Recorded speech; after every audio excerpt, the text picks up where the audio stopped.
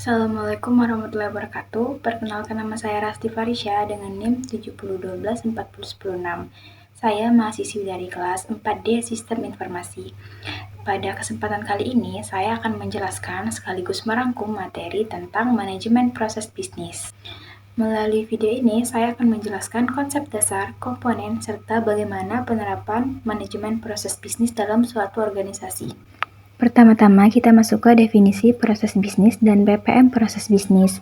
Kalau kita lihat, proses bisnis itu sebenarnya sederhana, yaitu rangkaian aktivitas yang saling berhubungan untuk menghasilkan suatu output atau layanan bagi pelanggan.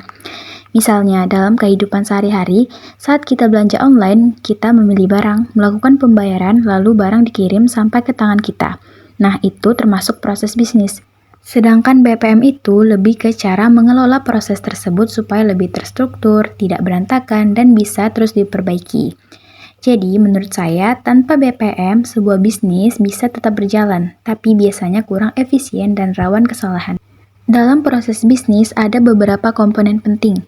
Yang pertama adalah event, yaitu pemicu awal suatu proses. Tanpa event, proses tidak akan berjalan. Kedua ada activity, yaitu kegiatan yang dilakukan. Ini bagian inti dari proses. Ketiga ada decision point, di mana kita menentukan langkah selanjutnya. Misalnya, jika pembayaran gagal, maka proses tidak dilanjutkan. Dan yang terakhir adalah aktor dan objek, yaitu siapa yang terlibat dan apa yang diproses.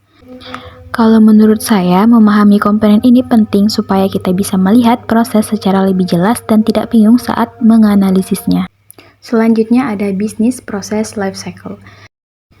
Jadi bisnis proses life cycle ini adalah siklus pengelolaan proses bisnis dari perancangan hingga evaluasi. Ada 4 tahapan. Yang pertama ada desain dan analisis. Yang kedua ada configuration. Yang ketiga ada enhancement. Yang keempat ada evaluation. Nah, di sini ada sedikit penjelasan dari 4 tahap life cycle, yaitu yang pertama, desain dan analisis, yaitu merancang proses dan menganalisis kondisi saat ini. Kemudian ada configuration, yaitu mulai menerapkan ke sistem. Yang ketiga ada enhancement, menjalankan proses dalam aktivitas nyata. Jadi prosesnya itu benar-benar dijalankan. Yang keempat ada evaluation, mengevaluasi hasil proses. Pada tahap ini kita menilai apakah proses tersebut sudah berjalan dengan baik atau masih perlu diperbaiki. Jadi, tahap evaluasi ini penting banget, karena dari sini kita bisa tahu kekurangan dari proses yang sudah kita buat. Selanjutnya ada administration dan stakeholder.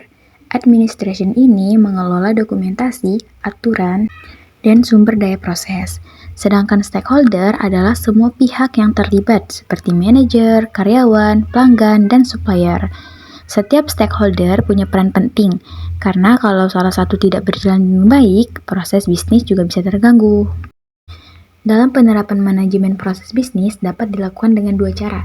Yang pertama ada continuous process improvement, yaitu perbaikan proses secara terus-menerus dan bertahap. Contohnya mempercepat pelayanan pelanggan. Yang kedua ada business process reengineering, yaitu perubahan besar terhadap proses agar lebih efektif. Contohnya mengubah sistem manual menjadi digital. Kalau menurut saya, CPI cocok untuk perbaikan kecil, sedangkan BPR digunakan kalau sistem yang lama sudah benar-benar tidak efektif. Baik, sekarang kita masuk ke kesimpulan.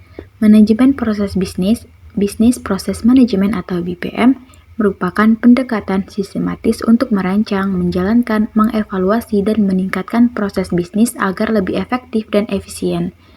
Melalui tahapan life cycle serta penerapan perbaikan berkelanjutan, BPM membantu organisasi mengurangi kesalahan, meningkatkan kualitas layanan, dan menciptakan proses kerja yang lebih optimal.